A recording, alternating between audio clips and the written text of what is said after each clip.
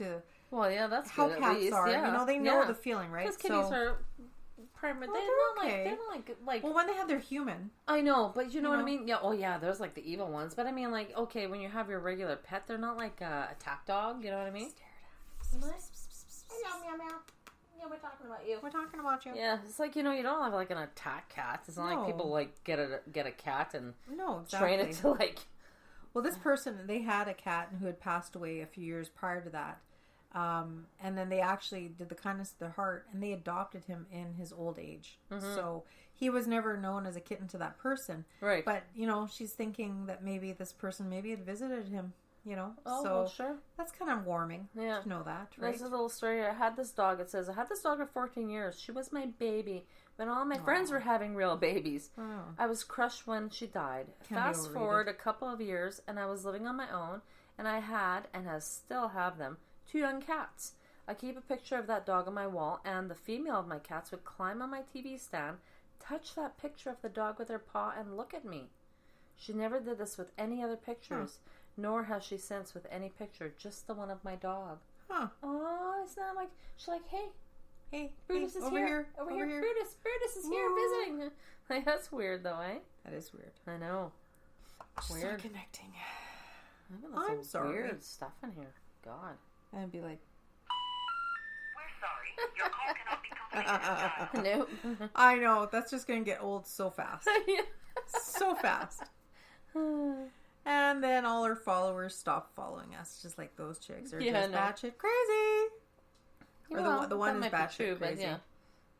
Which one? Which one? I don't know. One of these things is not like the other. Which one? Well, we both get old within a week of one another. Oh, I know. Older than dirt. I know. Older than dirt. I keep saying half a century. Half a century. Speak for yourself. Oh, no, I'm 26 I'm and I 29 got perky and holy. I'm 26 and I got perky tits and I'm blonde. Are you? No, not really. Never was, never will be. Pass me a drink. Pass. These are horrible stories, these ones. What are you reading? Thought catalog. Oh, that one. Mm-hmm. I know. Well, you know There's what? lots of creepy looking animals. The creepy pets people tend to fear, they have. Creepy crawlies that make great pets. I got a nice story here. So, I myself, when I first moved into my first house, I had to have a dog. Always loved dogs. Mm-hmm. Maybe the one good thing that my mom put upon me. Dogs. Those poochers, yeah. I had poochers too, yeah. So, we had a border collie. Smartest thing ever. And her name was Keisha.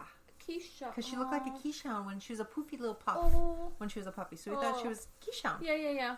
Keisha. She wasn't. No. No. She had it stretched out, everything stretched and got long, yeah. She was tiny like Kelsey is, but such a sweet demeanor on this dog. Like, I always thought she's just so sweet and good to people. Somebody's going to walk off with her. Yeah, she'd go too. Totally, yeah. So she was like a border collie mix, right? Mm-hmm. So this story hits close to my heart, and it's called The Ghost Border Collie That Haunts Our Family. Aww. And it's from Laura T. Aww. And she said, about 10 years ago, my older sister walked into our kitchen and saw a black and white border collie sitting in the middle of the floor looking at her. She recounts the dog was only about there for a couple of seconds, and then it vanished into thin air. So growing up in a haunted flat, because she's British, says we all became strangely desensitized when odd things would happen, and it still scared us, but we stopped making such a big deal about it because it became the normality, right? Right. The norm. Yeah. And what makes this particular experience different to all the rest was the moment that she told our dad what she had seen. His face paled, and he was very, very quiet. And then he went in to explain that in the 1950s, his father had seen the exact same breed of dog around the house they lived in and out in the street where it would soon disappear. And other family members had also seen this dog, but it was my dad's father that saw the dog the most. And then the last time my grandfather saw the dog was outside their old house, and he chased it away as he said it was an omen of death. Ooh. Dun, dun, dun. I have a hard time believing that, though. No, I know. I just found some creepy thing here. And then it says here, my dad doesn't know where this omen of death connection originated from, but he does remember clearly his father talking about seeing his ghost dog. He never told my sister or me about this dog that haunted his family growing up. and was shocked when my sister told him that he had seen the same breed of dog in our kitchen, of all places, right? Says, we never own dogs, only cats. In the kitchen, well, yeah. Because you vacuum up all the the stuff you drop on the floor. You know, you don't have a 5-second rule when you got a 3-second dog. No, never. No. So my grandfather died when my dad was 8 years old and was buried somewhere in Glasgow, but my dad never knew where the grave was. He vaguely remembers his mother telling him before she died there was no headstone or marker of any kind, as she couldn't afford one. Very sad. Okay, yeah. So earlier this year, I started to research my family tree, and I did look upon myself that I had to find my grandfather's grave. And my father always wanted to go visit it, but never thought it would happen. So then after 3 months of obtaining a copy of his death certificate and contacting various councils, I eventually found the grave and the cemetery he's buried in.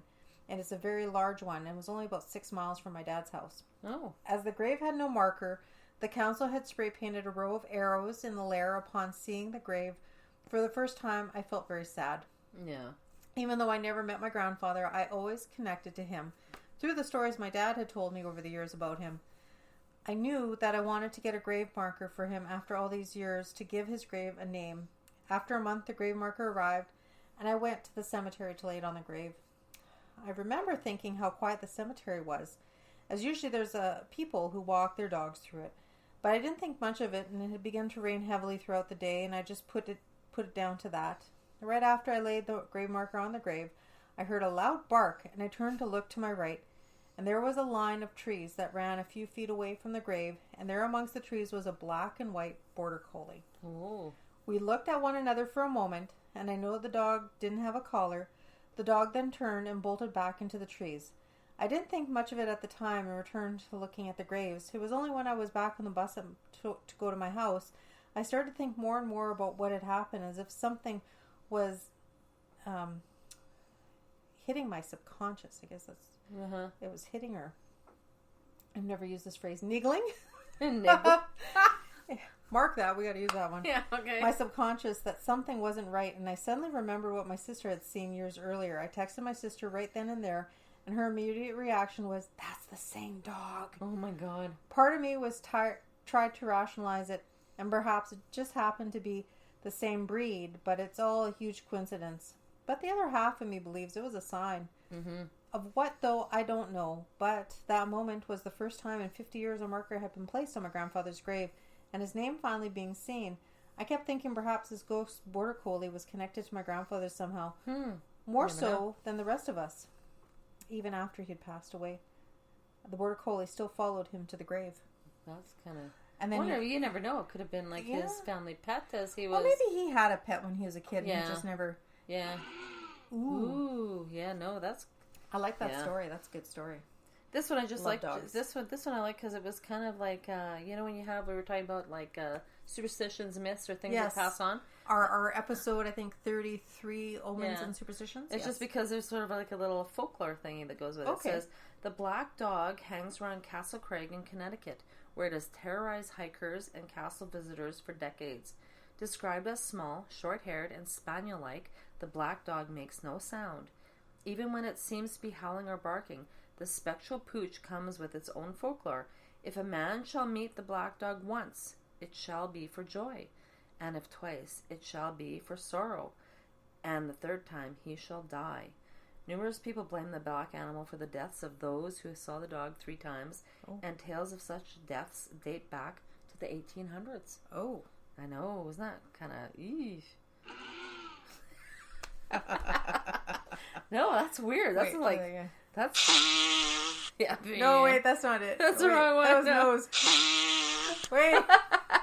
Oh, there we go. Wait. She's blowing it. Oh, there we go. I was trying to get the mic to go that way. No, isn't that neat though? I like those little kind of that is the folklore thingy. Yeah, I like that. I find that fascinating. I'm all about the lore and the folk. I love that. Okay, I've got one. Okay, so I'm gonna do a quick story. I didn't move you. Don't move on me. Don't move on me, damn it. All right. Stop it. So let me try this again. Okay, so this story I have in front of me is actually from Mexico. And it's by a girl named Trish. It's called About a Talking Black Cat. Now, I have heard a personal story about a talking cat.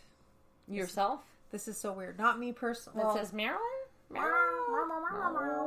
This is this little song I like to call My Dish is Empty. Yeah, I know. Please feed me, mommy. My dish is empty. Yeah. Please feed me, meow. My dad had a large family, lots of brothers and sisters, more boys than girls. I think 4 girls, 8 boys. Yeah. And some of the younger boys, I won't name the uncle. This is what my dad told me. Now, whether it's true or hand me down or whatever, I mean, there's a lot of pot smoking back in the 70s, 60s, 70s. It's picking mushrooms in the forest. You know, sure, whatever works, right? Yeah. So apparently my grandmother had a tomcat, like dogs and tomcats and all that kind of stuff. And the one cat, this story's been around for so long, I don't remember what the name of the cat was or what. Probably Tom. Sure, why not? Let's go Tommy. Tommy boy. Tommy. The cat wasn't acting itself, it wasn't feeling well, and it took to be quite sick. So apparently, I guess the one younger uncle who would take care of the cat or whatever, right, said that he was asking the cat, because, you know, like, you talk to animals. What's going on with... Yeah. And then he said the cat talked to him and told him, he said the reason why he wasn't eating, he had a fishbone stuck in his neck. So every time he would eat, nothing would go down. So he didn't want to eat anymore. Right. So the cat said to him, go get me a piece of bread with butter and give it to me and I'll feel better. Shut up. So my uncle, and I won't say the name, went and got a piece of bread and butter and gave it to the cat, and the cat was fine after. Okay, well, that's... pretty specific. That is extremely specific, because it's not like you feed your cat bread and butter every day. Now, I remember that story very clearly from when I was a little girl. My dad would tell me this. And he wouldn't tell me not to tell anybody. No. But he said... He would like, hey, listen, this is what happened to, like, Tommy the cat. Yeah, and then we'd go... Shut up. Ooh. No, really. That's extremely specific, though. It is very specific, right? Yeah. Because it wasn't the fact that he just fixed the cat. The cat told him what was wrong with him and how to fix him. Shit, yeah. It's not like you said, okay, I think I need an appendicitis or something. You get me that fucking bread and butter now. Or I will die. Or I'm going to die here, man. Die. I will die in your bed. No. That is weird, though. That is, well, hey. It is Woodridge. Creepy Woodridge. Creepy so, Woodridge. There's my segue. Wow. No, I love Woodridge. Don't get me wrong. No. It's cool. Considering today was the day we sold my dad's little house. So I know. Anyway. Little house on the prairie. Yeah, and the train went through and the hour we were there. And everything 3 shook. Freaking times. I can't. I know. I said to Rick, I'm like, when I was a kid, I don't remember it being that loud. Goddamn train anyway. That was bad. I know. Okay, so Trish says, my stepdad grew up in a small town in Mohican, Mexico, and he was about 10 years old when this happened. It was in the summertime, one late afternoon. His dad was at work and his mom was badly sick that day and had to stay in bed to rest. As the eldest among 3 other siblings, he needed to help and take care of his mom, and he watched over his younger siblings. His younger siblings were taking naps at the time when his mom asked him to get a glass of water in the kitchen. When he was pouring the glass of water, he heard something calling his name. At first, he thought it was his friend, like a neighbor that would come over to the house and to play with him and stuff. But he never heard a knock from the front door. So then when he went to go look and see, he saw a black cat sitting by the pantry looking at him. And They're he good thought, luck. I love black cats. Yeah. I was licking his ass. Anyway. And then he thought it was strange, because that's what they do. Strange, I know. He thought it was strange, not the licking the ass part, but how did this cat get inside their house since all the windows and doors were closed? And not to mention, they didn't have any pets in the house. And you go. So he got the fright of his life, and then when the cat suddenly talked to him and told him to go with him, he didn't finish pouring the water and just ran away to his mom's room and told her what happened and convinced her to check on the kitchen again. And when they went there was no cat no cat to be found. So they went to go check on the siblings, and they were still napping soundly, and there was no sign of a cat in the house. Is it possible there was a demon in the cat form? Like, who knows? You can't demonize kitty cats. No, this one's better. There we go. You like that sound? Yeah, baby. That's the sound effect of choice. Yeah. That's our. We make our own. Why do people demonize kitty cats all the time? Well, I think just because. Is it because they're night? They can see in the dark, and why, they're like. Well, why would like obviously this little boy? Then they obviously look at shit that we don't see too, which kind of freaks me out. But like entities or energy can take any form they want. Maybe they wanted to